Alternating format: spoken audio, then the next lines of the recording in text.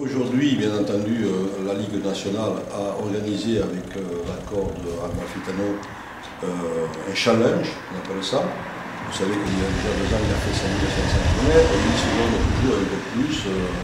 C'est quand même un garçon qui est extrêmement résistant, comme vous avez pu le voir, très robuste, musclé d'ailleurs, parce qu'il faut faire du sport, n'est-ce pas? Et franchement, quand je vois ce gars, je me dis, c'est vraiment une belle leçon de vivre à nous tous. Moi-même, qui ai les 2 jambes, je ne pense pas que je serais capable aujourd'hui de faire exactement ce qu'il fait. Cette année, j'ai décidé de faire un marathon que j'ai prénommé le marathon de l'espoir. C'est la 2e édition que je fais cette année. Donc c'est un périple qui a pour but de collecter des fonds pour la recherche contre le cancer. Voilà, je fais un parcours de 5500 km, en 175 étapes non-stop. Je fais une moyenne de 33 km par jour, à une vitesse de 7-8 km/h. Et voilà, je passe dans les communes et je collecte, je sollicite les mairies.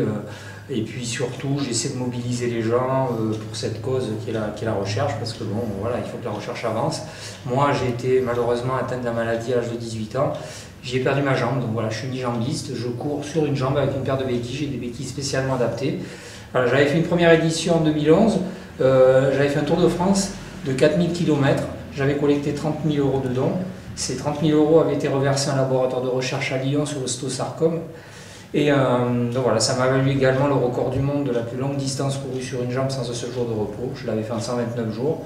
Voilà, cette année, je fais une 2e édition parce que beaucoup de gens m'ont sollicité, avaient été un petit peu déçus que je ne passe pas dans leur coin, dans leur région. Donc voilà, j'ai tenu compte un petit peu de ça et puis je pense aussi que ça, le fait de faire ce geste-là, ça véhicule pas mal de messages positifs et je pense que les gens en ont vraiment besoin.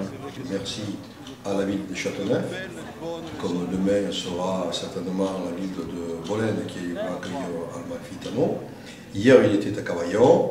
Eh bien écoutez, je ne peux que l'inciter à renouveler ses exploits, si ce n'est pas chaque année, mais au moins tous les 2 ans.